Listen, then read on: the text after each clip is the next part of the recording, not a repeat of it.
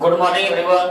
I hope आप लोग अच्छे होंगे। आज क्लास 10 मैट्रिक्स का जो फिजिक्स का ये वीवीआई लॉन्ग सब्जेक्टिव क्वेश्चन है और आपके बिहार बोर्ड मैट्रिक परीक्षा में ये क्वेश्चन आप लोगों का 6 नंबर का पूछा जाता है। जो भी इस बार यानी 2025 में जो भी एग्जाम देने वाले हैं इस वीडियो को जरूर देखें ताकि आप लोग को इस वीडियो के माध्यम से 6 अंक प्राप्त हो सके। और जितने भी वीवीआई क्वेश्चन है वो आज इस वीडियो में बताया जाएगा और आप लोग अंत तक बने रहें। तो हम लोगों के पास ये पहला क्वेश्चन है कि सौर कुकर का उपयोग करने का क्या लाभ तथा हानियां हैं। ये जो सौर कुकर है इसका उपयोग करके क्या हानियां हैं और क्या लाभ है ये बताएं। हम लोग बोलेंगे कि सौर कुकर से होने वाले लाभ इस प्रकार है। अब लाभ क्या है? ये सौर कुकर जो होता है यह क्या होता है? सस्ता होता है। सौर कुकर यानी जो सौर ऊर्जा से क्या है, जो कुकर ऐसा हो कि जो सौर ऊर्जा से खाना बने उसी में बोलते हैं सौर ऊर्जा। जैसे जो हम लोग खाना पे बनाते हैं तो उसको बोलते हैं गैस कुकर, बोलते हैं ना गैस कुकर जो गैस से बनता है। और जो सूर्य के ताप से बनता है उसे क्या कहते हैं? सौर कुकर। क्या बोलते हैं? सौर कुकर। तो वही बोल रहा है सौर कुकर के लाभ क्या है कि यह सस्ता होता है। यह क्या होता है? सस्ता होता है, क्योंकि धूप से ही हम लोग खाना बना लेते हैं। हम लोग क्या है, धूप से ही जो खाना बन जाए तो सस्ता होता है ना। गैस हम लोग को क्या है, खरीदने की जरूरत नहीं है। और दूसरा में बोल रहा है कि एक ही कुकर में कई बर्तन में खाद्य पदार्थ का रखकर एक साथ बनाया जा सकता है। एक ही कुकर रहेगा उसमें अलग अलग तरह का क्या है, खाद्य पदार्थ यानी भोजन हम लोग बना सकते हैं। तो पहला हम लोग का क्या फायदा है कि सौर कुकर सस्ता होता है। क्या बोलेंगे? सौर कुकर सस्ता होता है। दूसरा बोलेंगे एक ही कुकर में कई बर्तन में, एक ही कुकर से कई बर्तन में खाद्य पदार्थों का क्या है, रखकर एक साथ बनाया जा सकता है। और तीसरा हम लोग के पास लाभ है कि इस कुकर का उपयोग करने से दूसरा ईंधन जैसे लकड़ी, एलपीजी इत्यादि की खपत कम होती है, क्योंकि सौर ऊर्जा का उपयोग कर लेने से लकड़ी और एलपीजी गैस का उपयोग क्या है, नहीं होगा, जिसके कारण उसकी खपत क्या हो जाएगा, कम हो जाएगा। तो हम लोग यहाँ से बोल सकते हैं कि सौर ऊर्जा का लाभ क्या क्या है। तो सौर ऊर्जा का लाभ हम लोग पहला में बोलेंगे कि यह सस्ता होता है। यह क्या होता है? सस्ता होता है। दूसरा बोलेंगे कि एक ही कुकर से कई बर्तनों में खाद्य पदार्थों का एक साथ बनाया जा सकता है। और तीसरा बोलेंगे कि ये सौर कुकर का उपयोग करने से दूसरे ईंधन का जैसे लकड़ी और एलपीजी का खपत कम होगा। तो आप लोग ये बता सकते हैं कि सौर कुकर का क्या लाभ है। आइए हम लोग इसे देखते हैं हानियां क्या है, इससे होने वाले हानियां। तो हम लोग पहला में बोलेंगे कि सौर कुकर का उपयोग केवल दिन में ही किया जा सकता है। अब ऐसा होगा कि हम लोग भोजन खाना रात को नहीं खाएंगे, हम लोग दिन में भी खाना, रात में भी खाना खाते हैं। लेकिन सौर कुकर कब उपयोगी होता है? जब तक धूप रहेगा, जब तक प्रकाश रहेगा। रात में हम लोग इसका उपयोग कर सकते हैं? नहीं कर सकते। क्यों? क्योंकि उसमें धूप नहीं रहता। तो इससे ये हानियां है कि मान लेते हैं हम लोग सौर कुकर ले लेते हैं तो दिन का ही उपयोग कर सकते हैं, रात का उपयोग नहीं कर सकते हैं। तो वही बोल रहा है सौर कुकर का उपयोग केवल दिन में ही किया जा सकता है। दूसरा बोल रहा है कि केवल गर्म जलवायु वाले क्षेत्रों में इसका उपयोग क्या अधिक प्रभावकारी करता है। जहाँ का जलवायु गर्म हो, ज्यादा गर्म हो, वहीं पे इसका उपयोग होता है। जैसे रेगिस्तान वगैरह में क्या है, वहाँ पे इसका क्या ज्यादा उपयोग होता है, क्योंकि वहाँ की जलवायु कैसा होता है, गर्म होता है, ज्यादा गर्म होता है। तो वही बोल रहा है कि केवल गर्म जलवायु वाले क्षेत्रों में ही क्या इसका उपयोग अधिक प्रभावकारी होता है। चौथा बोलेंगे जब जाड़े, क्या लिखेंगे, जाड़े और बादल वाले दिनों में यह भोजन बनाने में अधिक समय लेता है, क्योंकि जाड़े में धूप उतना नहीं होता है और ना तो बादल वाले दिन में। बोल देगा कि सौर कुकर किस समय काम नहीं करता है, तो या तो बादल वाले दिन में या तो जाड़े वाले दिन में। तो हम लोग बोलेंगे इससे हानियां, मान लो कि जाड़े का समय आ गया तो भूखे नहीं रहेंगे, हानियां सकता है ना। यदि सौर कुकर का उपयोग करते हैं जाड़े के दिन में क्या है, धूप उतना नहीं होता है, जिनके कारण बोला यहाँ पे उपयोगी नहीं होगा। तो जाड़े और बादल वाले दिनों में क्या यह भोजन बनाने में अधिक समय लेता है। यानी धूप नहीं रहेगा तो मान लो कि बैटरी हम लोग चार्ज करते हैं तो जाड़े वाले दिन में क्या है, धीरे से मतलब चार्ज होता है, कम होता है चार्ज। यही गर्मी वाले दिन में अधिक होता है क्योंकि उसमें धूप ज्यादा होता है। तो उसी तरह ये भी है कि इसमें क्या है, बहुत ज्यादा टाइम लगेगा।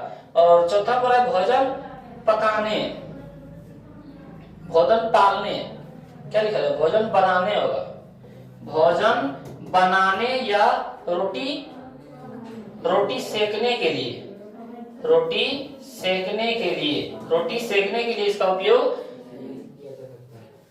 क्या लिख दिया, यहाँ पे कुछ गलत लिखा गया, भोजन बनाने या रोटी सेकने के लिए, ये नहीं होगा। रोटी सेकने के लिए क्या हो जाएगा, ये रोटी सेकने के लिए, यहाँ पे हम लोग क्या बोल सकते हैं, रोटी सेकने के लिए, रोटी सेकने के लिए उपयोग नहीं होता है। ये जो सोलर कुकर होता है, ये रोटी सेकने के लिए उपयोग नहीं होता। तो हम लोग क्या बोल सकते हैं, पहला में हम लोग बोलेंगे सौर कुकर का उपयोग करने से क्या लाभ और क्या हानियां है। तो सौर कुकर से क्या लाभ है, तो पहला में बोलेंगे यह सस्ता होता है, और सौर कुकर से ही क्या है, सौर कुकर से ही क्या करेंगे, कई बर्तनों में खाद्य पदार्थों को क्या है, रखकर एक साथ बनाया जा सकता है। और तीसरा में बोलेंगे कि सौर कुकर का उपयोग करने से दूसरे ईंधन का जैसे लकड़ी और एलपीजी का खपत कम होता है। लेकिन इससे अब हानियां क्या होगा, इससे हानियां क्या है कि सौर कुकर का उपयोग करने से केवल क्या है, दिन में इसका उपयोग कर सकते हैं, केवल दिन में ही उपयोग कर सकते हैं। दूसरा में कि केवल गर्म जलवायु में क्या है, गर्म जलवायु वाले क्षेत्रों में इसका उपयोग अधिक प्रभावकारी होता है, क्योंकि गर्म नहीं रहेगा जलवायु, वहाँ पे खाना बनने में दिक्कत होगा। और तीसरा में है कि जाड़े और बादलों वाले दिन में भोजन क्या है, बहुत अधिक देर से भोजन बनता है और बहुत अधिक समय लेता है। और यहाँ पे बोलेंगे हम लोग कि रोटी सेकने के लिए इसका उपयोग नहीं किया जा सकता है, ये हो गया हमारा हानि। ये क्वेश्चन समझे हैं। तो आइए हम लोग अगला क्वेश्चन देखते हैं कि विद्युत चुंबक, क्या है क्वेश्चन हमारे पास है, विद्युत चुंबक एवं अस्थायी चुंबक में किस प्रकार का लोहा प्रयुक्त होता है। विद्युत चुंबक एवं अस्थायी चुंबक में किस प्रकार का लोहा प्रयुक्त होता है, और दोनों तरह के चुंबक में अंतर बताएं। यानी विद्युतीय चुंबक में और अस्थायी चुंबक में अंतर भी बोल रहा है, और दोनों में बोल रहा है किस तरह का मतलब लोहा प्रयुक्त होता है। आइए हम लोग यहाँ से देखते हैं। बोला जा रहा है कि विद्युत चुंबक में नरम लोहे जैसे स्टील, कोबाल्ट इत्यादि का प्रयोग होता है। विद्युत चुंबक में किसका उपयोग होता है, नरम लोहे जैसे स्टील और कोबाल्ट इत्यादि का प्रयोग होता है। और अस्थायी चुंबक में, यहाँ पे अस्थायी होगा, यहाँ पे क्या होगा, अस्थायी चुंबक बनाने के लिए लोह चुंबकीय पदार्थ का उपयोग किया जाता है। लोहा निकेल हो गया, लोहा और निकेल, कोबाल्ट इत्यादि का प्रयोग किया जाता है। तब विद्युत चुंबकीय में किसका प्रयोग करते हैं, नरम लोहे का। विद्युत चुंबकीय में किसका प्रयोग करते हैं, नरम लोहा हो गया स्टील और कोबाल्ट। और जबकि अस्थायी चुंबक, यहाँ पे अस्थायी लिखा गया है, यहाँ पे क्या होगा, अस्थायी चुंबक बनाने के लिए लोह चुंबकीय पदार्थ का उपयोग किया जाता है। अस्थायी चुंबक बनाने के लिए लोह चुंबकीय पदार्थ का उपयोग किया जाता है, जैसे हो गया हमारा लोहा, निकेल, कोबाल्ट इत्यादि। तो कोबाल्ट देखो दोनों में हो रहा है, अस्थायी चुंबक में भी और विद्युतीय चुंबक में भी इसका उपयोग किया जाता है। तो आप लोग याद रखिएगा कि स्टील और कोबाल्ट चुंबकीय क्या बोलते हैं, विद्युत चुंबकीय में भी, और अस्थायी चुंबक में लोहा, निकेल, कोबाल्ट दोनों क्या है, तीनों का उपयोग किया जाता है। अब बोला दोनों में अंतर।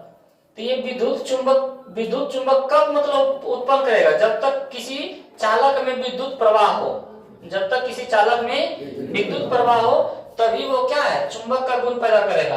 और जैसे ही धारा का मान बंद होगा तब विद्युत चुंबक भी क्या है, गायब हो जाएगा। लेकिन अस्थायी चुंबक में, इसमें अस्थायी चुंबक का गुण मौजूद हमेशा रहता है। तो वही दोनों में अंतर देखते हैं। बोला जा रहा है कि विद्युत चुंबक में कि पूर्व में चुंबकीय क्षेत्र होता है, पूर्व में क्या होता है, चुंबकीय क्षेत्र होता है, जबकि विद्युत प्रवाह इसके माध्यम से बहता है। जब इसके अंदर से विद्युत का प्रवाह होता है तब इसमें क्या होता है, चुंबकीय क्षेत्र होता है। और जब प्रवाह बंद हो जाता है, जब प्रवाह क्या होता है, विद्युत धारा का प्रवाह बंद हो जाता है, तो चुंबकीय गुण भी क्या हो जाता है, गायब हो जाता है। तो ये क्या बोलेंगे, विद्युत चुंबक में बोलेंगे कि पूर्व में चुंबकीय क्षेत्र होता है, पूर्व में चुंबकीय क्षेत्र होता है। और जब विद्युत प्रवाह इसके माध्यम से बहता है, इससे होकर विद्युत प्रवाह बहता है, और जब प्रवाह बंद हो जाता है, जब इसके माध्यम से प्रवाह बहता है तो चुंबकीय क्षेत्र उत्पन्न होता है। लेकिन जैसे इससे बंद हो जाता है तो चुंबकीय गुण का क्या हो जाता है, गायब हो जाता है। लेकिन अस्थायी चुंबक किसे कहते हैं, तो अस्थायी चुंबक चुंबकीय सामग्री से बने होते हैं। अस्थायी चुंबक जो होते हैं चुंबकीय सामग्री यानी जिसमें चुंबक पहले से मौजूद हो उसी को लेकर मिलाया जाता है, बनाया जाता है। तो अस्थायी चुंबक किसे कहते हैं, तो अस्थायी चुंबक चुंबकीय सामग्री से बने होते हैं जो चुंबकीय होते हैं, मतलब पहले से ही उसमें चुंबक का गुण मौजूद रहता है। मान लो कि हम लोग कुछ बनाते हैं तो उसमें जो चीज बना रहे हैं उसी चीज का हो, तो वही यहाँ पे बोल रहा है कि चुंबकीय अस्थायी चुंबक। तो अस्थायी चुंबक किसका बना होता है, चुंबकीय सामग्री का, यानी जिसमें चुंबक मौजूद रहता है। चुंबक सामग्री से बने होते हैं जो चुंबकीय होते हैं, यानी जिसमें चुंबक आकर्षण करने की क्षमता हो और इनका अपना चुंबकीय क्षेत्र होता है। ऐसा नहीं कि इसमें धारा जब तक प्रवाह हो तभी तक चुंबकीय गुण का प्रवाह करेगा। इसमें क्या होता है, इसमें अस्थायी चुंबक होता है। इसमें क्या होता है, अस्थायी चुंबक होता है, इसीलिए क्या कहा गया अस्थायी चुंबक। तो हम लोग यहाँ से बोल सकते हैं विद्युत चुंबक में किन किन धातुओं का प्रयोग करते हैं, तो हम लोग बोलते हैं नरम लोहा जैसे स्टील और कोबाल्ट, और अस्थायी चुंबक में लोहा निकेल और कोबाल्ट। और हम लोग अस्थायी विद्युत चुंबकीय किसको कहेंगे, तो जब तक विद्युत का प्रवाह हो तब तक क्या विद्युतीय चुंबक का मतलब गुण पैदा करता है, लेकिन जैसे ही धारा का प्रवाह बंद हो तो विद्युत चुंबकीय गायब हो जाता है, उसे क्या कहते हैं, विद्युत चुंबक कहते हैं। और अस्थायी चुंबक, अस्थायी चुंबक चुंबकीय सामग्री से बने होते हैं। अस्थायी चुंबक चुंबकीय सामग्री से बने होते हैं, और जो चुंबकीय होते हैं, चुंबकीय होते हैं उसे क्या कहते हैं, अस्थायी चुंबक कहते हैं। इसमें अपना चुंबकीय क्षेत्र होता है, अपना चुंबकीय क्षेत्र होता है, किसी दूसरा का चुंबकीय क्षेत्र दूसरे पर निर्भर नहीं करता है। और क्वेश्चन नंबर हम लोग देखते हैं तीसरा, उत्तल लेंस की फोकस दूरी निकालने की विधि का वर्णन करें। हमारे पास क्या है कि उत्तल लेंस की फोकस दूरी निकालने की विधि का वर्णन करें। उत्तल लेंस की फोकस दूरी निकालने की विधि का वर्णन करें।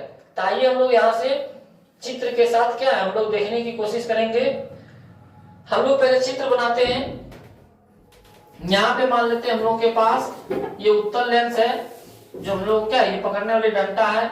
जो हम लोग माइक्रोस्कोप देखते हैं तो माइक्रोस्कोप में किस लेंस का उपयोग करते हैं, उत्तल लेंस का उपयोग करते हैं।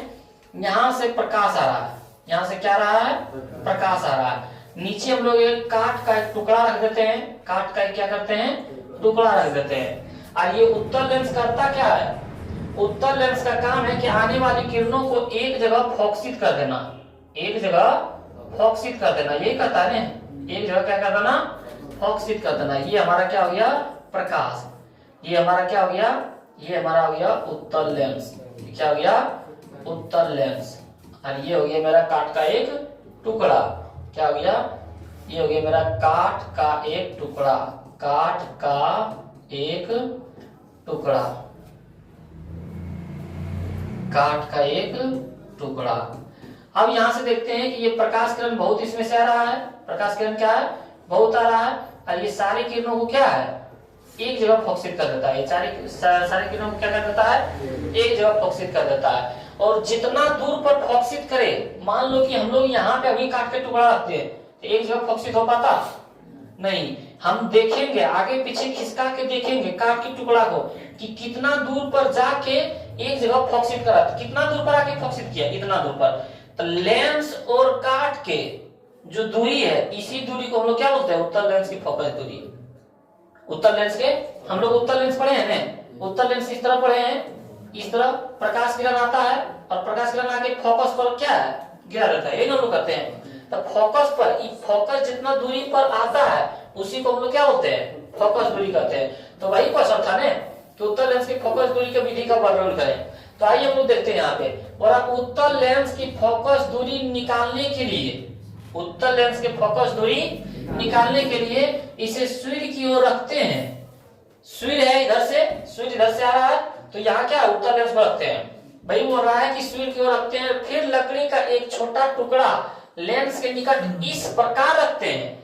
मान लो उत्तल लेंस है, ये क्या हमारा उत्तल लेंस है, उत्तल लेंस के नीचे इस प्रकार लकड़ी का एक टुकड़ा रखते हैं। वही बोल रहा है निकट इस प्रकार रखते हैं कि लेंस, ये जो लेंसवा है, लेंस सूर्य और लकड़ी के टुकड़े के बीच स्थित हो। लेंसवा कहाँ स्थित है, सूर्य और लकड़ी के बीच स्थित हो। ये लेंस कहाँ स्थित है? सुई और लकड़ी के बीच स्थित हो, तभी सुई से मतलब पार होगा। और बोल रहा है अब लकड़ी के टुकड़े को धीरे धीरे लेंस से दूर ले जाएं। या तो हम लोग मान लो कि लेंस हमारा एक कॉपी होता है ना, मान लेते हैं ये हमारा पेज है, ये हमारा क्या है? लेंस है। ये मेरा क्या है? लेंस है। ये लेंस है, ये इधर से किरण आ रहा है, नीचे हम लोग क्या रखे हैं? काट का टुकड़ा। नीचे ऊपर देखेंगे करके कि कहाँ फोकसित हो रहा है, कितना दूरी पर हम लोग क्या है मतलब इससे निकल कर जो प्रकाश आ रहा है फोकसित हो रहा है, तो कितना दूरी पर? इतना दूरी पर, इतने दूरी पर है। तो वही बोल रहा है धीरे धीरे लेंस से दूर ले जाने पर, धीरे धीरे लेंस से दूर ले जाने पर एक ऐसी स्थिति आती है जब लकड़ी पर एक छोटा बिंदु पिक्चर प्रतिबिंबित क्या है? पिक्चर प्रतिबिंबित विकसित होता है। एक छोटा बिंदु क्या है? प्रतिबिंबित कर रहा है। मान लेते हैं हम लोग यहाँ पे रखते हैं, तो यहाँ पे क्या है? इतना किरण आता कि नहीं? इस तरह एक बिंदु की तरह यहाँ पे आता। तो एक दूरी पर नीचे ऊपर करके देखेंगे कितना दूरी पर क्या है? एक बिंदु पर आके क्या प्रतिबिंबित करता है, जैसे कि चित्र में दिखाया गया है, जैसे कि चित्र में दिखाया गया। अर्थात लेंस और लकड़ी के टुकड़े की स्थिति, लेंस और लकड़ी के टुकड़े की स्थिति के बीच की दूरी को ही क्या कहते हैं? उत्तल लेंस की फोकस दूरी कहते हैं। ये आपके कितने नंबर के आता है? तो 6 नंबर के आता है। और 6 नंबर का क्वेश्चन पूछा गया, ये पूछा गया, मतलब आशा है कि 2025 के बिहार बोर्ड मैट्रिक परीक्षा में क्या है पूछने वाला है। तो आइए हम लोग फिर से देखते हैं, हम लोग क्या बोलेंगे? उत्तल लेंस के फोकस दूरी ज्ञात करने के लिए बोलेंगे, उत्तल लेंस की फोकस दूरी निकालने के लिए तो ज्ञात करने के लिए इसे सुई की ओर रखते हैं। किधर रखते हैं? सुई की ओर रखते हैं। फिर लकड़ी का एक छोटा टुकड़ा लेंस के निकट इस प्रकार रखते हैं, इसे सुई को रखते हैं। और क्या करेंगे? लकड़ी का एक छोटा सा टुकड़ा लेंस के निकट इस प्रकार रखते हैं, लेंस के निकट इस प्रकार रखते हैं कि लेंसवा कहाँ हो? लेंस सुई और लकड़ी के टुकड़े के बीच स्थित हो। क्या बोलेंगे? उत्तल लेंस की फोकस दूरी निकालने के लिए इसे सुई की ओर रखते हैं। उत्तल लेंस का फोकस दूरी निकालने के लिए इसे सुई की ओर रखते हैं। और बोलेंगे कि लकड़ी का एक छोटा सा टुकड़ा लेंस के निकट रखते हैं, लेंस के निकट इस प्रकार रखते हैं कि जो लेंस है वो सुई और लकड़ी के टुकड़े के बीच स्थित हो। क्या हो? लकड़ी के टुकड़े के बीच स्थित हो। अब लकड़ी के टुकड़े को धीरे धीरे क्या आगे पीछे खिसकाएंगे? वही बोल रहा है, अब लकड़ी के टुकड़े को धीरे धीरे लेंस से दूर ले जाने पर, लेंस से दूर ले जाने पर देखेंगे कि कहां पे दूरी है। वही बोल रहा है अब लकड़ी के टुकड़े को धीरे धीरे लेंस से दूर ले जाने पर एक ऐसा बिंदु आएगा कि पूरा प्रकाश का एक बिंदु में प्रतिबिंबित करेगा। तो वही बोल रहा है कि धीरे धीरे लेंस से दूर ले जाएंगे। एक ऐसी स्थिति आती है जब लकड़ी पर एक छोटा बिंदु क्या है? पिक्चर प्रतिबिंबित विकसित हो। यानी इतना दूर पर ले जाना है ताकि लेंसवा से एक छोटा सा बिंदु क्या है? प्रतिबिंबित हो। क्या हो? प्रतिबिंबित होता है, जैसे कि चित्र में दिखाया गया, अर्थात लेंस और लकड़ी के टुकड़े के बीच की दूरी को ही क्या बोलते हैं? उत्तल लेंस की फोकस दूरी। तो आशा करते हैं कि आप लोगों को क्या है अच्छी तरह से समझ में आ गया होगा। और फिर से हम लोग कोशिश करेंगे कि यदि बोल देगा उत्तल लेंस का फोकस दूरी ज्ञात करने के लिए उसके बारे में वर्णन करें तो हम लोग क्या बोलेंगे? हम लोग बोलेंगे यहाँ पे कि उत्तल लेंस का फोकस दूरी निकालने के लिए क्या बोलेंगे? उत्तल लेंस का फोकस दूरी निकालने के लिए उसे सूर्य की प्रकाश की ओर रखते हैं, सूर्य के प्रकाश की ओर रखते हैं, वही है ना, सूर्य की ओर प्रकाश की ओर रखते हैं। अब इसे क्या करेंगे? लकड़ी के टुकड़े को लेंस के निकट रखेंगे। क्या बोलेंगे?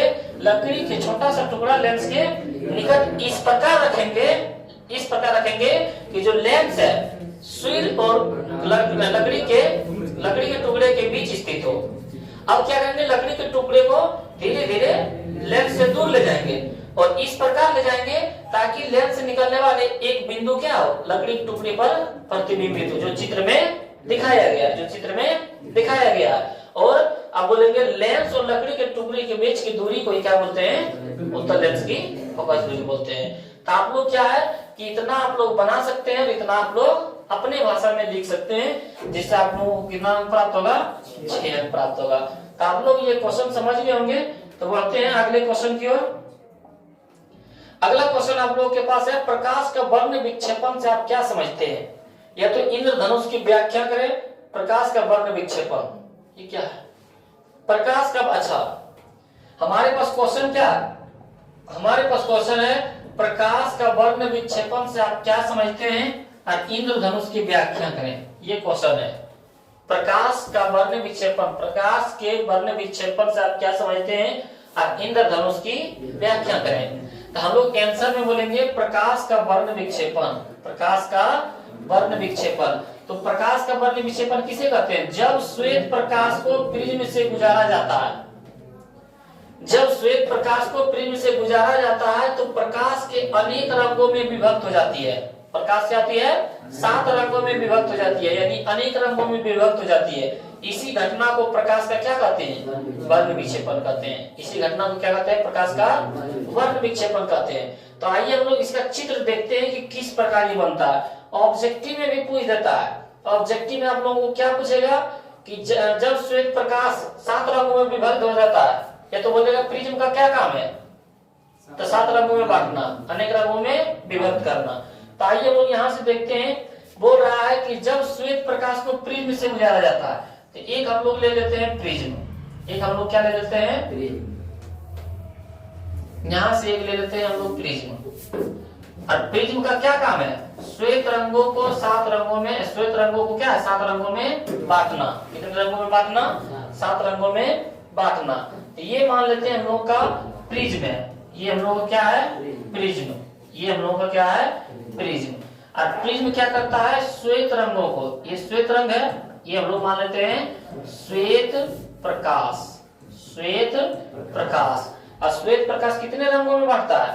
7 रंगों में बांटता है। कितने रंगों में बांटता है? 7 रंगों में बांटता है। यहाँ से लेके 7 रंगों में बांटा जाता है। 7 रंगों में। ये कितना रंगों में बांटा जाता है? अंदर में इसका कितना कलर है? 7 कलर है। इसके अंदर कितना कलर है? 7 कलर है। तो यहाँ से ये क्या करता है? इस तरह मुड़ जाता है। यहाँ से क्या करता है? ये इस तरह मुड़ जाता है। बोल देगा कि किस किरण का झुकाव सबसे ज्यादा होता है? तो बैंगनी का। और लाल किरण का झुकाव कम होता है। तो यहाँ से कितने रंगों में बढ़ गया? तो यहाँ से हम लोग बोल सकते हैं बारी बारी से, मान लेते हैं यहाँ से कि ये किरण, 2 किरण, 3 किरण हो चुका है। यहाँ से बोल सकते हैं हम लोग 4 किरण, फिर से बोल सकते हैं 5 किरण, और इस तरह से क्या है, हम लोग अलग अलग रंगों से क्या है? सजा सकते हैं। इसमें बताया नहीं गया, लेकिन क्या हम लोग सजा सकते हैं, क्योंकि हम लोग एग्जाम करने जाएंगे तो हम लोगों के पास एक ही कलर रहेगा। इस तरह बनाना है, लेकिन इस तरह मतलब जो लास्ट कलर, ये दोनों लास्ट कलर खींचे थे पहले, उतना ही खींचना है, उतना ही खींचना है। और बीच में क्या करना है? रंग कलर कर देना है। क्या करना है? मतलब रंग देना है। या तो इस तरह भी खींच देंगे 5-6 लाइन, कोई दिक्कत नहीं है। 7 लाइन भी क्या हम लोग खींच सकते हैं। 7 लाइन यहाँ से हम लोग क्या कर सकते हैं? खींच सकते हैं।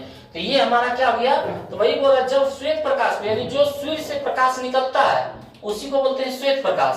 बोल देगा श्वेत प्रकाश कितने रंगों का मिश्रण है? तो 7 रंगों का मिश्रण है। कितने रंगों का मिश्रण है? तो वही बोला, जब श्वेत प्रकाश को प्रिज्म से गुजारा जाता है, ये प्रिज्म हो गया, जब प्रिज्म से गुजारा जाता है तो प्रकाश के अन्य रंगों में, अनेक रंगों की जगह पर हम लोग लिख सकते हैं 7 रंगों में विभक्त हो जाता है। इसी घटना को प्रकाश का वर्ण विक्षेपण कहते हैं। अब हम लोग देख लेते हैं यहाँ पे होता कौन है। तो हिंदी में हम लोग बोलते हैं बेजानी पीनाला। क्या बोलते हैं? बेजानी ह पीनाला। बेजानी ह पीनाला। और इंग्लिश में क्या बोलते हैं? विबग्योर। GYOR।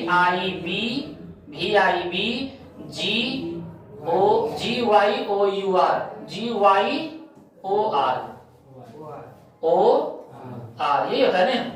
यहाँ से हम लोग देखते हैं कि ये जो होता है बे से क्या होता है? बेगनी। बे से क्या होता है? बेगनी। जा से क्या होता है? जामुनी। जामुनी कलर होता है ना, जामुनी, जिसको हम लोग आसमानी बोलते हैं। ना से नीला। क्या होता है? ना से नीला। ह से हरा। अब पी से पीला। और ना से नारंगी। क्या होता है? नारंगी। ला से लाल। ला से लाल। उसी तरह यहाँ होता है भेवियोर। हम लोग यहाँ से क्या है? लिख सकते हैं। यहाँ पे क्या हम लोग लिख सकते हैं? यहाँ पे लिखेंगे वे जा नी ह पी ना ला, या तो इंग्लिश में लिख सकते हैं वीबग्योर, VIBGYOR,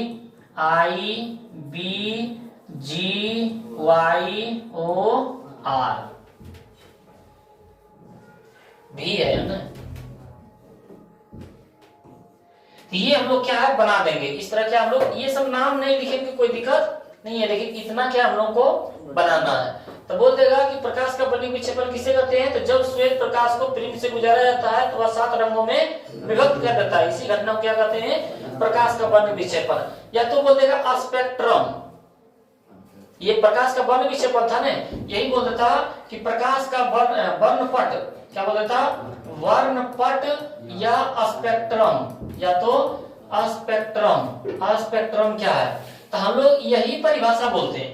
इससे थोड़ा एक आगे चल जाते हैं कि जब श्वेत प्रकाश को फिल्म से गुजारा जाता है तो प्रकाश के 7 रंगों में विभक्त हो जाता है, जिससे एक रंगीन पट्टी बन जाती है, 7 रंगों में बढ़ जाता है। उसके बाद लिखते हैं यहाँ से कि जिससे, क्या लिखते हैं, जिससे एक रंगीन पट्टी बन जाती है, जिससे एक रंगीन पट्टी बन जाती है, रंगीन पट्टी बन जाती है, रंगीन पट्टी बन जाती है। इसी रंगीन पट्टी को, देखो रंगीन पट्टी बन गया कि नहीं, तो हम लोग बोलेंगे इसी रंगीन पट्टी को, इसी रंगीन पट्टी को, इसी रंगीन पट्टी को क्या कहते हैं, वर्णपट या स्पेक्ट्रम कहते हैं। परिभाषा यही रहता है। तो आप लोग क्या दोनों समझ गए होंगे। तो हम लोग यहाँ से क्या है, हम लोग यहाँ से हम लोग पढ़ रहे हैं अभी क्वेश्चन, हम लोग क्या, हम लोग पढ़ रहे हैं क्वेश्चन कि प्रकाश का वर्ण विक्षेपण क्या है, प्रकाश का वर्ण विक्षेपण क्या है। तो प्रकाश के वर्ण विक्षेपण कितना, कि जब श्वेत प्रकाश को प्रिज्म से गुजारा जाता है तो वह 7 रंगों में बढ़ जाता है, विभक्त जाता है, इसी घटना को प्रकाश का वर्ण विक्षेपण कहते हैं। और आप लोग इतना क्या है बनाइएगा। इसी में क्वेश्चन था इंद्रधनुष वाला भी, क्या था, इंद्रधनुष वाला। यहाँ पे देखिए क्या बोला जा रहा है, इंद्रधनुष का बनना। इंद्रधनुष हम लोग देखते हैं बरसात के दिनों में, कब देखते हैं, बरसात के दिनों में ज्यादा देखने को मिलता है। तो ये इंद्रधनुष कब होता है, अब आप ही लोग बताए थे कि प्रिज्म से कितने रंगों का विभक्त हो जाता है, 7 रंगों में। तो ये प्रिज्म जो बारिश होता है, जब हम लोगों के गांव में बारिश होता है तो बादल में क्या है, असंख्य जलबूंद लटके हुए रह जाते हैं। और जलबूंद किसके आकार के होता है, इस तरह के, इसी तरह होता है जल में, जल इसी प्रकार के होता है। और इसी प्रकार के अभी हम प्रिज्म में भी पढ़े थे, इसी प्रकार के प्रिज्म में पढ़े थे ना, इसी तरह है कि नहीं। तो ये जो जलबूंद है आकाश में लटके हुए रहता है, और ये जलबूंद किसके तरह काम करता है, एक प्रिज्म की तरह काम करता है। किसके तरह काम करता है, प्रिज्म की तरह। और जब सूर्य का प्रकाश इस पर जैसे ही पड़ता है तो कितने रंगों में बांट देता है, 7 रंगों में बांट देता है, जिनके कारण आकाश में हम लोग को क्या दिखाई पड़ता है, इंद्रधनुष दिखाई पड़ता है। क्या दिखाई पड़ता है, तो आइए हम लोग देखते हैं। बरसात के दिनों, वर्षा के दिनों में जब सूर्य चमकता है, बारिश हो जाता है समाप्त, उसके बाद जब सूर्य निकलता है वही बोला वर्षा होने के, अच्छा वर्षा होने के बाद जब सूर्य चमकता है और हम सूर्य की ओर पीठ करके खड़ा हो जाते हैं। ये हमेशा याद रखना कि इंद्रधनुष किधर बनता है, तो सूर्य के विपरीत दिशा में। सूर्य है पूरब में तो इंद्रधनुष होगा पश्चिम में, यदि सूर्य है दक्षिण में तो होगा उत्तर में। तो ये हमेशा विपरीत दिशा में, यानी सूर्य की तरफ क्या है, पीठ करके। सूर्य इधर है तो पीठ इधर करेंगे तो हम लोग इधर दिखाई पड़ेगा ना। तो वही बोल रहा है, वर्षा होने के बाद जब सूर्य चमकता है और हम सूर्य की ओर पीठ करके खड़ा होते हैं तो हमें कभी कभी आकाश में अर्धवृत्ताकार, कैसा,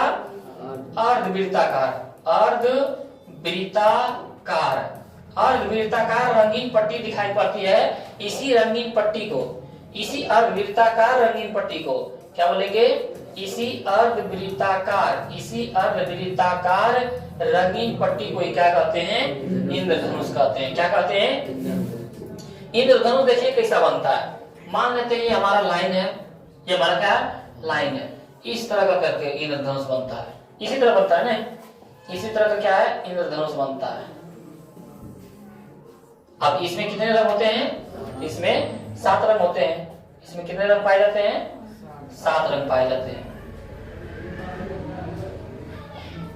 इस तरह का क्या हम लोग बना सकते हैं। वहां भी चाप लेके जाएंगे, चाप ले जा सकते हैं ना, तो वहां पे हम लोग क्या है, चाप की सहायता से हम लोग इसको बना सकते हैं। कितने रंग हो गया? 1 2 3 4 5 6। एक और ले लेते हैं कोई, चलो यही ले लेते हैं। इसी तरह एक रंगीन पट्टी बनता है, इसी में बोलते हैं इंद्रधनुष। इसी को क्या बोलते हैं? इंद्रधनुष। तो वही बोल रहा है यहाँ पे कि जब वर्षा के बाद, क्या बोलते हैं? वर्षा के बाद क्या बोलेंगे हम लोग? वर्षा के बाद जब सूर्य चमकता है, वर्षा के बाद क्या है? ये किसका है? इंद्रधनुष। इंद्रधनुष। हम लोग बोलेंगे कि वर्षा के बाद, क्या बोलेंगे? वर्षा के बाद जब सूर्य क्या होता है? चमकता है। वर्षा के बाद जब सूर्य चमकता है और हम सूर्य की ओर पीठ करके जब खड़ा होते हैं तो कभी कभी हम लोग को क्या है? अर्धवृत्ताकार, क्या बोलेंगे? अर्धवृत्ताकार। अर्धवृत्ताकार एक रंगीन पट्टी दिखाई पड़ता है। इसी रंगीन पट्टी को हम लोग, इसी अर्धवृत्ताकार रंगीन पट्टी को क्या कहते हैं? इंद्रधनुष कहते हैं। क्या कहते हैं? इंद्रधनुष। अब इंद्रधनुष बनता कैसे? तो हम बताए थे, जब बारिश होता है तो जलबूंद जो होते हैं, अनेक जलबूंद, लाखों असंख्य जलबूंद क्या है? बादल में ही, ऊपर में ही, आकाश में ही लटके रह जाते हैं। और जब सूर्य का प्रकाश उस पर पड़ता है तो वह किसकी तरह काम करता है? एक प्रिज्म की तरह काम करता है, जिसे 7 रंगों में विभक्त कर देता है। इसके बाद इतना बनाइएगा, इसके थोड़ा नीचे कुछ और है, उसको लिखना है। देखिए यहाँ पे बोला जा रहा है कि इंद्रधनुष के रंग हवा में, इंद्रधनुष के रंग हवा में लटके वर्षा के बूंद में श्वेत प्रकाश के वर्ण विक्षेपण से प्राप्त होता है। वर्ण विक्षेपण पढ़ाए थे ना? जब जल बूंद पर पड़ता है तो वह 7 रंगों में विभक्त कर देता है। तो वही बोल रहा है, वर्ण विक्षेपण से प्राप्त होता है। और सूर्य के प्रकाश जब वर्षा के बूंद में प्रवेश करता है, सूर्य का प्रकाश जब वर्षा के बूंद में जब प्रवेश करता है तो वह कितने रंगों में बांट देता है? 7 रंगों में बांट देता है। वही बोल रहा है, उसे तो उसे 7 बूंद में क्या लिखा जाएगा? तो उसे उसी समय सूर्य के प्रकाश जब वर्षा के बूंद में प्रवेश करता है तो उसी समय बूंद, उसी समय बूंद प्रिज्म का कार्य करता है। ये जो जल बूंद है किसके तरह कार्य करता है? प्रिज्म की तरह कार्य करता है, तथा प्रकाश का अपवर्तन होता है। और प्रकाश का अपवर्तन होता है और वह अपने घटक 7 रंगों में क्या हो जाती है? विभक्त हो जाती है, जिसे हम लोग क्या बोलते हैं? इंद्रधनुष बोलते हैं। तो ये क्या है? आप लोग लिख दीजिएगा, इतना बना दीजिएगा और आप लोगों को कितना नंबर मिलेगा? 6 नंबर। अगला क्वेश्चन है हम लोग के पास कि निम्न का कारण बताएं। निम्न का क्या है? कारण बताएं। तो आइए हम लोग देखते हैं कि इसमें कौन कौन सा क्वेश्चन है। पहला क्वेश्चन है निम्न का कारण बताएं। और पहला क्वेश्चन हम लोग के पास आया है कि अवतल दर्पण का उपयोग हजामती दर्पण के रूप में क्यों किया जाता है? ये पहला है हम लोग का। इस तरह का 3 क्वेश्चन दिया रहेगा और तीनों क्वेश्चन का क्या है? उसका आंसर बोलेगा देने के लिए। तो पहला क्वेश्चन है, हम लोग ऐसे ही जानते हैं कि सैलूनों में हेयरबैंड बनाने में किसका उपयोग करते हैं? तो अवतल दर्पण का उपयोग करते हैं। बोला क्यों किया जाता है? क्योंकि हम लोग पढ़े हैं कि अवतल दर्पण में जब पी और एफ के बीच रखते हैं वस्तु को तो सीधा और बड़ा प्रतिबिंब बनाता है। एक ही दर्पण ऐसा है जिसमें बड़ा और सीधा बनता है, वो अवतल दर्पण। उत्तल दर्पण में सीधा तो बनता है लेकिन छोटा, समतल दर्पण में सीधा बनता है लेकिन बराबर। लेकिन उत्तल दर्पण में एक ही जगह ऐसा है जो पी और एफ के बीच है, ध्रुव और फोकस के बीच है, जो क्या है? सीधा और आवर्धित यानी बड़ा बनाता है। तो इसीलिए हम लोग सैलूनों में हजामत बनाने के लिए अवतल दर्पण का उपयोग करते हैं। क्यों? ताकि बाल हम लोग के आंख से छोटा दिखे। तो अवतल दर्पण का काम क्या है? बड़ा दिखाना, ताकि हम लोग को पता चल जाए कि दाढ़ी बनाते समय कहाँ बाल छुटा है। तो वही हम लोग बोलेंगे, अवतल दर्पण के निकट रखी वस्तु का सीधा, बड़ा और आभासी प्रतिबिंब बनता है। जब अवतल दर्पण के निकट हो, अवतल दर्पण के निकट हो, यानी बोल देगा अवतल दर्पण के जब निकट हो, पी और एफ के बीच निकट रहता है ना, अवतल दर्पण के निकट रखी वस्तु का प्रतिबिंब कैसा बनाता है? सीधा, बड़ा और आभासी प्रतिबिंब बनता है। इसलिए बड़ी त्रिज्या, वक्रता त्रिज्या वाला अवतल दर्पण का उपयोग क्या है? हजामती दर्पण के रूप में कहते हैं। इसीलिए देखना कि सैलूनों में क्या बड़ा बड़ा दर्पण लगा रहता है। सैलून में कैसा? तो बड़ी वक्रता त्रिज्या वाला अवतल दर्पण का उपयोग क्या करते हैं? हजामती दर्पण के रूप में करते हैं। अब दूसरा क्वेश्चन है हम लोग पास, उत्तल दर्पण का उपयोग साइड मिरर के रूप में क्यों किया जाता है? आप लोगों के ऑब्जेक्टिव में भी आएगा कि मोटर वाहनों के जो साइड में लगा रहता है, जो साइड में लगा रहता है उसका उपयोग हम लोग उत्तल दर्पण का, उसमें कौन दर्पण का उपयोग करते हैं? उत्तल दर्पण का। तो उत्तल दर्पण का उपयोग क्यों करते हैं? क्योंकि हम जानते हैं उत्तल दर्पण में वस्तु का प्रतिबिंब कैसा बनता है? हमेशा वस्तु से छोटा, सीधा और काल्पनिक। तो मान लेते हैं हम लोगों के पास इतना बड़ा ही दर्पण है, इतना ही बड़ा दर्पण है और इसके पीछे क्यों ना 100 गाड़ी है और 100 गाड़ी का फिगर इसमें क्या दिखा जाएगा, क्योंकि उत्तल दर्पण का काम क्या है कि प्रतिबिंब जो है वस्तु से छोटा दिखाता है, प्रतिबिंब जो है वस्तु से छोटा दिखाता है, सीधा दिखाता है। तो इसीलिए हम लोग मोटर वाहनों के साइड मिरर के रूप में किस दर्पण का उपयोग करते हैं, साइड में तो उत्तल दर्पण, और मोटर वाहन के आगे में जो लाइट लगा रहता है उसमें उत्तल दर्पण। तो बोल देगा मोटर वाहनों के अग्र दीपों में, आगे वाला में किस दर्पण का उपयोग करते हैं, अवतल। और मोटर वाहनों के साइड मिरर के रूप में किस दर्पण का उपयोग करते हैं, तो उत्तल। तो वही बोल रहा है उत्तल दर्पण का उपयोग साइड मिरर के रूप में क्यों किया जाता है। तो आइए हम लोग देखते हैं, बोलेगा उत्तल दर्पण का उपयोग गाड़ी के साइड मिरर के रूप में किया जाता है क्योंकि यह किसी वस्तु का हमेशा सीधा प्रतिबिंब बनाते हैं, वस्तु से और छोटा, सीधा प्रतिबिंब बनाते हैं और छोटा होता है, लेकिन इनका दृष्टि क्षेत्र क्या होता है, विस्तृत होता है, जिसके कारण दृष्टि क्षेत्र क्या होता है, बढ़ जाता है। यानी छोटे ही जगह में क्या है, पूरा पीछे वाला जितना गाड़ी रहता है हम लोग देख सकते हैं। जिसे मान लो कि प्रतिबिंब छोटा बना रहा है, सीधा बना रहा है, तो दृष्टि क्षेत्र क्या है, ज्यादा बढ़ा जाएगा ना। हम लोग के पास मान लो इतनी तनी वो बहुत है, दृष्टि क्षेत्र बढ़ा नहीं, जिससे क्या होता है, दृष्टि क्षेत्र बढ़ जाता है। इसी कारण हम लोग उत्तल दर्पण को भी साइड मिरर के रूप में करते हैं। उसके बाद देखते हैं अगला क्वेश्चन, अवतल दर्पण का उपयोग सोलर कुकर बनाने में क्यों किया जाता है। अभी पढ़े थे ना सोलर कुकर, सबसे पहला क्वेश्चन सोलर कुकर। तो बोल देगा सोलर कुकर का उपयोग में किस दर्पण का उपयोग करते हैं, अवतल दर्पण का। किस दर्पण का, अवतल दर्पण का। तो वही बोल रहा है कि अवतल दर्पण का उपयोग सोलर कुकर बनाने में क्यों करते हैं। हम लोग बोलेंगे कि अवतल दर्पण का उपयोग सोलर कुकर बनाने में किया जाता है क्योंकि सूर्य से आई हुई उसका ऊर्जा को बड़े अवतल दर्पण द्वारा छोटी जगह पर केंद्रित किया जाता है। अवतल दर्पण क्या करता है कि सूर्य से जितना भी किरण आ रहा है वह एक जगह क्या कर देता है, केंद्रित कर देता है। अवतल दर्पण क्या करता है, केंद्रित कर देता है, एक जगह मतलब जमा कर देता है। अवतल दर्पण को क्या बोलते हैं, अपसारी लेंस। अवतल दर्पण को क्या बोलते हैं, अवतल दर्पण को बोलते हैं अपसारी लेंस। क्या बोलते हैं, अपसारी लेंस। और अपसारी लेंस का क्या है कि सारी किरणों को एक जगह जमा कर दें, सारी किरणों को क्या कर दें, एक जगह जमा कर दें। तो वही बोल रहा है अवतल दर्पण का काम ही है कि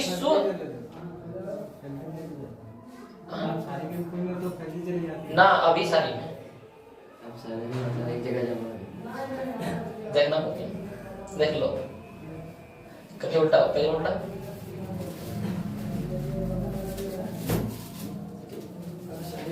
तो हाँ अभी सारे फैलना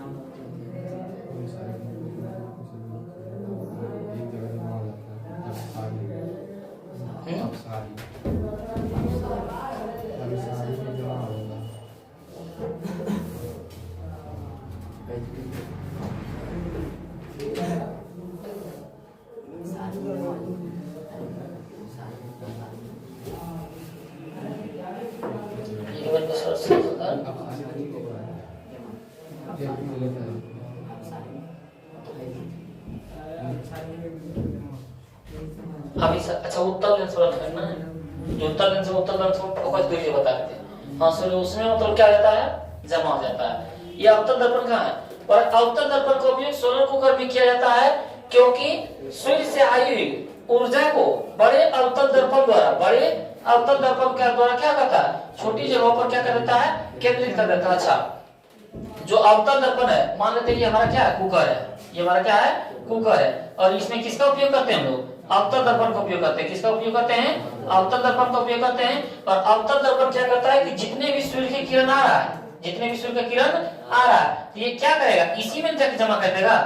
क्या करेगा, इसी में जाके जमा कर देगा छोटे जगहों में, क्योंकि कुकर जो होता है छोटा होता है, तो छोटे जगहों में क्या कर देता है, केंद्रित किया जाता है। तो इसे प्राप्त ऊष्मा से अनेक प्रकार का कार्य संपन्न हो जाता है।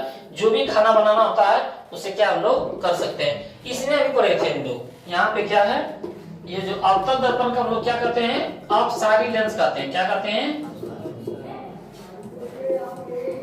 लेंस को बोलते हैं, दर्पण को। उत्तल लेंस को अभिसारी लेंस कहते हैं, लेंस को कहते हैं, लेंस को कहते हैं, ये दर्पण है। हम लोग लेंस पढ़ रहे थे उसमें भी, उत्तल लेंस पढ़ रहे थे हम लोग, कंफ्यूज हो रहे हम लोग। वो लेंस में पढ़ते हैं, ये कहाँ पढ़ते हैं, लेंस में पढ़ते हैं, दर्पण में नहीं पढ़ते हैं। लेंस में होता है, जो भी पढ़े थे उत्तल लेंस। उत्तल लेंस का की काम था, अभी प्रकाश आ रहा है, यहाँ था उत्तल लेंस और ये इस जगह क्या कर रहा था, तो उत्तल लेंस का काम लेंस में होता है। हम लोग पढ़ रहे हैं यहाँ पे, तो हम लोग क्या बोलेंगे, अवतल दर्पण का उपयोग सोलर कुकर में किया जाता है क्योंकि सूर्य से आई हुई इसका ऊर्जा को क्या है, बड़े अवतल दर्पण द्वारा, जो बड़ा अवतल दर्पण द्वारा था वो क्या करता है, छोटे जगह का क्या कर देता है, केंद्रित कर देता है। क्योंकि जो हम लोग पढ़ते थे उत्तल लेंस वही होता है अवतल दर्पण, जो उत्तल लेंस अवतल दर्पण, समझा, एक जगह केंद्रित कर देता है, हमको भी तुम कंफ्यूज करवा देता है।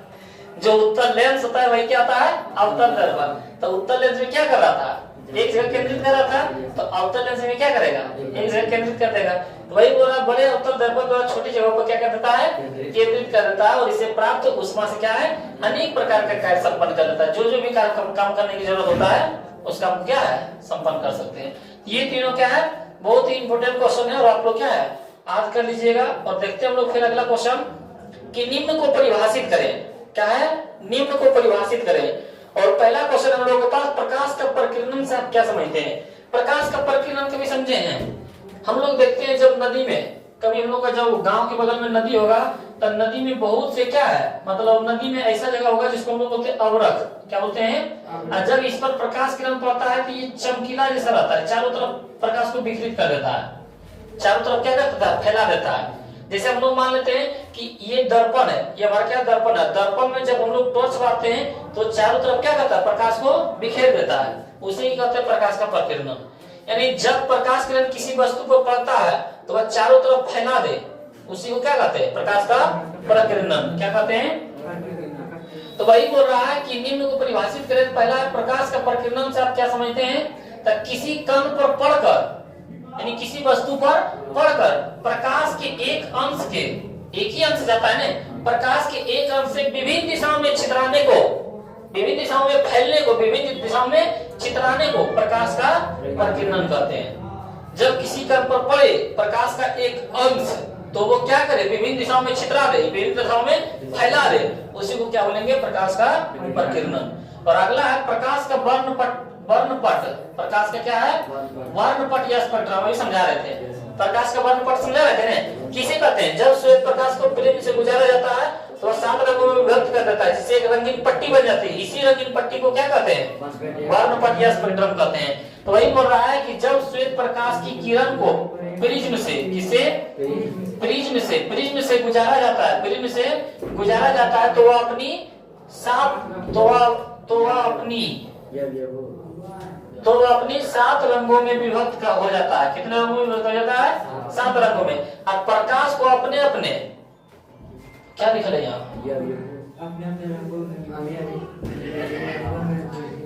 अपने अपने 7 रंगों में विभक्त होना प्रकाश का वर्ण विक्षेपण कहलाता है। 7 रंगों में बढ़ जाना क्या कहलाता है, वर्ण विक्षेपण कहलाता है। तथा इस प्रकार 7 रंगों की पट्टी, यानी जो पट्टी बन जाता है, जो प्राप्त होती है, उसे क्या कहते हैं, वर्णपट या स्पेक्ट्रम। ये नहीं समझ में हम बोलते हैं, उसको आप लोग नोट कर लीजिएगा। जब श्वेत प्रकाश को प्रिज्म से गुजारा जाता है, क्या बोलेंगे, जब श्वेत प्रकाश को प्रिज्म से गुजारा जाता है तो वह 7 रंगों में विभक्त हो जाता है। इस घटना को प्रकाश का वर्ण विक्षेपण कहते हैं। क्या कहते हैं, वर्ण विक्षेपण। और इससे जो रंगीन पट्टी बनता है उसे कहते हैं वर्णपट या स्पेक्ट्रम। या तो दूसरा परिभाषा हम लोग बोल सकते हैं कि जब श्वेत प्रकाश को प्रिज्म से गुजारा जाता है तो वह 7 रंगों में विभक्त हो जाता है, जिससे एक रंगीन पट्टी बनती है। इसी रंगीन पट्टी को वर्णपट या स्पेक्ट्रम कहते हैं। इसको लिख दीजिएगा। उसके बाद फिर बोला मेरे पास कि कांच के प्रिज्म, क्या हो रहा है, कांच के प्रिज्म से गुजरते हुए श्वेत प्रकाश के वर्ण विक्षेपण के व्याख्या करें। वह कांच से हमको गुजार के दिखाएं, जो अभी हम लोग प्रिज्म से गुजारे हैं, प्रिज्म से गुजारे हैं ना, तो वही बोला कांच के प्रिज्म से गुजरते हुए, जो अभी प्रिज्म वाला इस तरह नहीं बनाए थे, इस तरह गुजारे थे, वही बोला गुजारते हुए प्रकाश के वर्ण विक्षेपण की व्याख्या करें। अभी प्रकाश के वर्ण विक्षेपण जिसके ऊपर पड़े थे, तो उसी को बोल रहा है फिर से। आइए हम लोग फिर से देखते हैं, यहाँ से हम लोग फिर से देख सकते हैं, बना सकते हैं ना, जो पहले बोला बनाए थे कि कांच के प्रिज्म से। तो मान लेते हैं ये हमारा प्रिज्म है, ये हमारा क्या है, प्रिज्म है। उसके बाद जो हम लोग श्वेत प्रकाश को गुजारते थे, श्वेत प्रकाश को गुजारते थे, तो नीचे में कौन रंग रहता था, बैंगनी, और ऊपर में कौन रंग रहता था, लाल। ये होता है ना। ये जब गुजरता है तो लाल रंग का झुकाव क्या होता है, कम होता है, और बैंगनी रंग का झुकाव अधिक होता है। ये हमारा हो गया कौन रंग, श्वेत रंग, ये कौन हो गया? श्वेत प्रकाश, श्वेत प्रकाश, श्वेत प्रकाश। और ये मेरा बैंगनी, ये नीला। तीसरा जो बनाए थे उसी को बनाना है। तो वही बोल रहा है कि जब कांच की फिल्म से प्रकाश की पुंज गुजारा जाता है, प्रकाश की पुंज को क्या कहते हैं? गुजारा जाता है, तो 7 रंगों में बढ़ जाता है, जिसे प्रकाश के विक्षेपण कहते हैं, प्रकाश का वर्ण विक्षेपण कहते हैं। क्या कहते हैं? प्रकाश का वर्ण विक्षेपण कहते हैं। और यह सभी रंग अलग अलग कोण पर मुड़ते हैं, अलग अलग कोण पर मुड़ते हैं। जो बैंगनी रंग है सबसे ज्यादा झुकाव होता है, इसके बाद जो इसके ऊपर होता है कम झुकाव होता है। जैसे क्या बोलते हैं? बेजानी पीनाला, वही बोलते हैं, बेजानी ह पीनाला।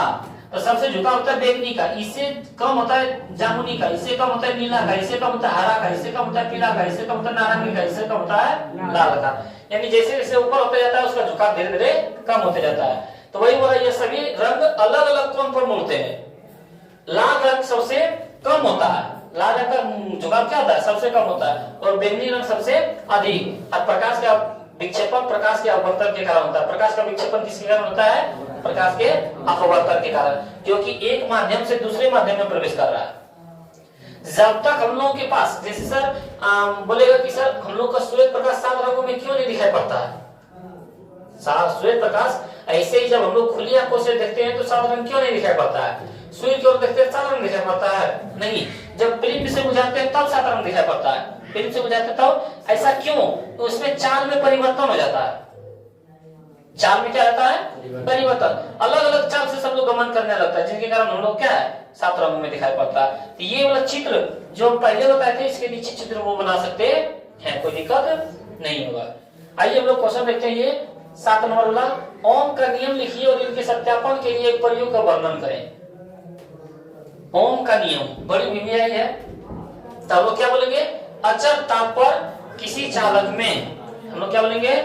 अचर ताप पर, यहां से हम लोग बोल सकते हैं अचर ताप पर किसी चालक में प्रवाहित धारा उनके सिरों के बीच के विभवांतर के समानुपाती होता है। अचर ताप पर यानी ताप निश्चित हो, ना तो घटाया जाए ना तो बढ़ाया जाए, उसी को क्या बोलते हैं? अचर ताप। अचर ताप पर किसी चालक में, चालक यानी जिसमें धारा प्रवाह हो जाए, जिसमें धारा प्रवाह जाती है, मानते हैं चालक पदार्थ है। ये क्या है? चालक पदार्थ है। वही बोला अचर ताप पर, इसको क्या है? गर्म कर रहे हैं। इसको क्या कर रहे हैं? गर्म कर रहे हैं। इसको क्या कर रहे हैं? गर्म कर रहे हैं। एक ही ताप पर, जितना ताप निश्चित हो। अचर ताप पर किसी चालक में प्रवाहित धारा, इसमें क्या प्रवाहित किया? धारा प्रवाहित किया।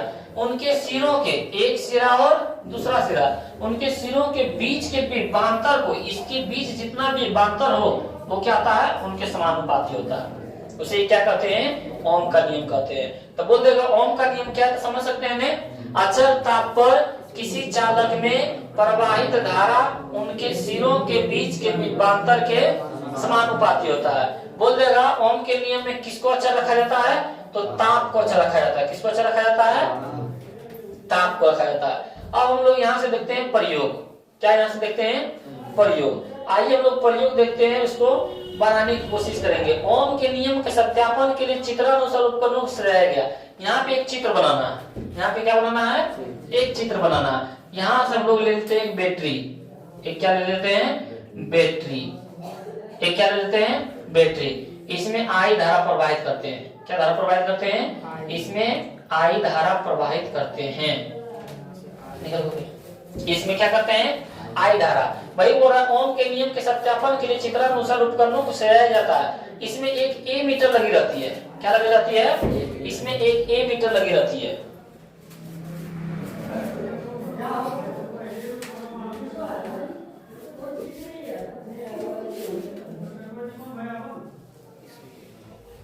इसमें एक क्या लगा रहता है? ए मीटर। और ए मीटर का काम क्या होता है? विद्युत धारा को मापना। विद्युत धारा को मापना। इसका नाम क्या आ गया हमारे पास? ए मीटर। इसमें क्या है? एक ए मीटर लगा रहता है। एक वोल्ट मीटर भी लगा रहता है। क्या लगा रहता है? और यहाँ पे प्रतिरोध रहता है। क्या रहता है? प्रतिरोध। अब वोल्ट मीटर का काम क्या है? दो बिंदुओं के बीच की विभवांतर को बताना। तो एक क्या लगा रहता है? Volt meter. एक क्या लगा रहता है? प्रतिरोध है। क्या है? प्रतिरोध है। एक वोल्ट मीटर लगा रहता है। और एक कुंजी क्या लगा रहता है, एक कुंजी क्या लगा रहता है, के लगा रहता है। यहाँ हम लोग मान लेते हैं कुंजी के, यहाँ पे क्या मानेंगे कुंजी के। ये कुंजी है, कुंजी किसको बोलते हैं, स्विच को। एक कुंजी क्या लगा रहता है और एक रियोस्टेट लगा रहता है। क्या लगा रहता है, रियोस्टेट। रियोस्टेट का मान क्या होता है, रियोस्टेट का काम होता है धारा का मान घटाया जाता है और बढ़ाया जाता है, जिसको हम लोग बोलते हैं आर ई। जिसको क्या बोलते हैं, आर ई, रियोस्टेट। रियोस्टेट। और ये हो गया हमारा बैटरी बी, ये बी क्या हो गया, बैटरी। तो हम लोग क्या बोलेंगे, ओम के नियम में हम लोग इतना बोलेंगे। ओम के नियम में बोलेंगे कि ओम के नियम के सत्यापन के लिए चित्रानुसार उपकरणों को सजाया गया। ओम के नियम को सत्यापन के लिए चित्रानुसार उपकरणों को, इसमें हम लोग क्या बोलेंगे, इसमें एक ए मीटर लगी रहती है, ए।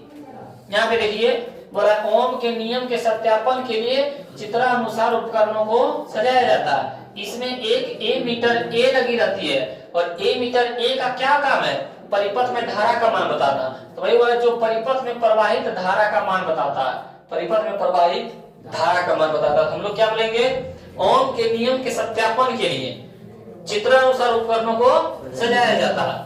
ओम के नियम के सत्यापन के लिए चित्रानुसार उपकरणों को सजाया जाता है, जिसमें एक ए मीटर ए लगी रहती है जो परिपथ में प्रवाहित धारा का मान बताता है, और एक वोल्ट मीटर भी लगा रहता है।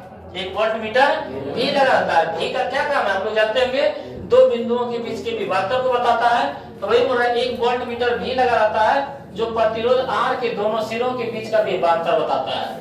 जो प्रतिरोध आर के दोनों सिरों के बीच के क्या करता है, विभवांतर को बताता है। और एक कुंजी क्या लगी रहती है, क्या कुंजी का क्या काम है, परिपथ में धारा का मान बंद या चालू किया जाता है, यही ना स्विच का काम, यही होता है ना। तो वही बोल रहा है कि एक कुंजी क्या लगी रहती है जिससे परिपथ में धारा बंद या चालू किया जाता है, और एक रियोस्टेट आर ई लगा रहता है। इसका काम क्या है, परिपथ में धारा का मान बढ़ाया और हम लोग होता है ना पंखा चलाने के लिए घर में वो स्विच रखते हैं, पंखा ज्यादा तेज करने के लिए होता है ज्यादा। तो भाई एक रियोस्टेट आर ई लगा रहता है जो परिपथ में क्या आर ई लगा रहता है, जिससे परिपथ में धारा का मान बढ़ाया या घटाया जाता है। और एक बैटरी बी लगी रहती है जिससे परिपथ में धारा प्रवाहित किया जाता है। बैटरी से क्या काम होता है, धारा प्रवाह करना। तो इतना हम लोग क्या अपनों से बोल सकते हैं। क्या बोलेंगे कि ओम के नियम के सत्यापन के लिए, क्या बोलेंगे, ओम के नियम के सत्यापन के लिए, ओम के नियम के सत्यापन के लिए उपकरणों को क्या चित्रानुसार सजाया गया। उपकरणों को क्या चित्रानुसार, इसमें एक ए मीटर ए लगी रहती है, इसमें एक ए मीटर ए लगी रहती है जो परिपथ में प्रवाहित धारा का मान बताता है, जो परिपथ में प्रवाहित धारा का मान बताता है। और एक वोल्ट मीटर भी लगी रहती है, एक वोल्ट मीटर भी लगी रहती है जो प्रतिरोध आर के दोनों सिरों के बीच के विभवांतर को बताता है, जो प्रतिरोध आर के दोनों सिरों के बीच के विभवांतर को बताता है। और एक कुंजी के लगी रहती है जो परिपथ में धारा का मान बंद या चालू किया जाता है। एक परिपथ में कुंजी के लगी रहती है जो परिपथ में धारा का मान बंद या चालू किया जाता है। और एक आरी रियोस्टेट आरी लगा रहता है, और रियोस्टेट का क्या काम है, परिपथ में धारा का मान बढ़ाया या घटाया जाता है। और एक परिपथ में क्या है, बैटरी बी लगी रहती है जो धारा का मान, मतलब परिपथ में धारा धारा प्रवाहित किया जाता है। ये आप लोग इतना समझ गए होंगे प्रयोग से। अब हम लोग देखते हैं सत्यापन। क्या देखते हैं, वो वाला चित्र बनाना है, ठीक। सत्यापन में हम लोग देखते हैं, सत्यापन में क्या बोला जा रहा है कि कुंजी को ऑन कर, यानी स्विच को ऑन कर। तो जैसे ही स्विच ऑन करेंगे धारा प्रवाह होगा, जैसे ही स्विच को हम लोग ऑन करेंगे धारा क्या हो जाएगा, प्रवाहित होने लगेगा। तो वही बोल रहा है कुंजी को ऑन कर परिपथ में धारा प्रवाहित किया, यानी स्विच को ऑन कर परिपथ में धारा प्रवाहित किया। और ए मीटर तथा वोल्ट मीटर का पठन नोट कर कि ए मीटर से कितना धारा प्रवाहित किया और वोल्ट मीटर से कितना धारा प्रवाह हुआ। वही बोल रहा है कि कुंजी को ऑन कर परिपथ में धारा प्रवाहित किया और ए मीटर तथा वोल्ट मीटर का पठन नोट कर कि कितना उसमें धारा प्रवाह हुआ। ए मीटर और वोल्ट मीटर का पठन नोट कर आर बराबर वी बटे आई सूत्र से दोनों का अनुपात निकाल लिया, यानी ए मीटर का भी और वोल्ट मीटर का भी। हम लोग क्या कहेंगे कि कुंजी को ऑन कर परिपथ में धारा प्रवाहित किया, जिससे ए मीटर और वोल्ट मीटर का पठन नोट कर आर बराबर वी बटे आई के सूत्र से दोनों का अनुपात निकाल लिया। अब रियोस्टेट से परिपथ में धारा का मान बदल दिया, या तो कम कर दिया या तो ज्यादा कर दिया। अब क्या बोलेंगे, अब रियोस्टेट से परिपथ में धारा का मान बदल कर पुनः कुंजी को ऑन कर, फिर वही बात बोलेंगे, पुनः कुंजी को ऑन कर परिपथ में धारा प्रवाहित किया और ए मीटर तथा वोल्ट मीटर का पठन नोट कर R बराबर V बटा I सूत्र से दोनों का अनुपात निकाल लिया। यही क्रिया 3-4 बार दोहराई। यही क्रिया क्या हुआ, 3-4 बार दोहराया। 3-4 बार दोहराया तो 3-4 वो आंसर आया होगा, क्योंकि हर बार परिपथ में धारा का मान क्या बदल रहा है, तो हर बार अलग अलग आंसर आता होगा। वही बोल रहा है कि यही क्रिया 3-4 बार दोहराई और जो मान प्राप्त हुआ उसे एक ग्राफ खींचा। उसे क्या है, एक ग्राफ खींचा। जो ग्राफ खींचा वो सरल रेखा में प्राप्त हुआ। किस रेखा में प्राप्त हुआ, सरल रेखा में। इससे हम लोग क्या, ओम का नियम का सत्यापन। तो वही बोल रहा है, कुंजी को ऑन कर परिपथ में धारा प्रवाहित किया और ए मीटर तथा वोल्ट मीटर का पठन नोट कर R बराबर V बटा I सूत्र से दोनों का अनुपात निकाल लिया। और रियोस्टेट से परिपथ में धारा का मान बदल कर पुनः कुंजी को ऑन कर परिपथ में धारा प्रवाहित किया और ए मीटर तथा वोल्ट मीटर का पठन नोट कर R बराबर V बटा I सूत्र से दोनों का अनुपात निकाल लिया। फिर वही बात बोले, निकालिए। यही क्रिया 3-4 बार दोहराई और जो मान प्राप्त हुआ उसे एक ग्राफ खींचा और ग्राफ एक सरल रेखा में प्राप्त हुआ, जिससे ओम का नियम का सत्यापन होता। आइए हम लोग ग्राफ खींच के देखते हैं। ये मान लेते हैं हम लोग का इस तरह होता है ना, x डैश y डैश। ये हो गया 1, ये हो गया 2, ये हो गया 3, ये हो गया 4, ये हो गया 1 2 3 4। तीसरा हम लोग क्या बना देंगे, दोनों 1 पर दोनों 2 पर।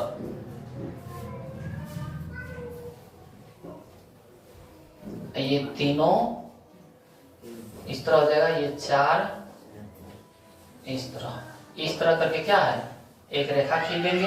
ये रेखा जो होगा सीधा खिंचाएगा, क्या खिंचाएगा, आई जो सीधा रेखा खिंचाया, सीधा रेखा खिंचाने का मतलब हुआ ओम का नियम का सत्यापन हुआ। ओम का नियम का, आइए हम लोग एक बार फिर से शुरू से बोलते हैं। ओम का नियम क्या है, इसके सत्यापन के लिए क्या है, ग्राफ खींचे। तो हम लोग बोलेंगे ओम का नियम क्या है, तो अचल ताप पर किसी चालक में प्रवाहित धारा उनके सिरों के बीच के विभवांतर के समानुपाती होता। अब हम लोग प्रयोग में क्या बोलेंगे, ओम के नियम के सत्यापन के लिए चित्रानुसार उपकरणों को सजाया गया। इसमें एक ए मीटर ए लगी रहती है जो परिपथ में प्रवाहित धारा का मान बताता है। एक वोल्ट मीटर भी लगी रहती है जो प्रतिरोध R के दोनों सिरों के बीच के विभवांतर को बताता है। एक कुंजी के लगी रहती है जो परिपथ में धारा का मान बंद या चालू किया जाता है। एक रियोस्टेट RE लगी रहती है जो परिपथ में धारा का मान बढ़ाया या घटाया जाता है। एक बैटरी B लगी रहती है जो परिपथ में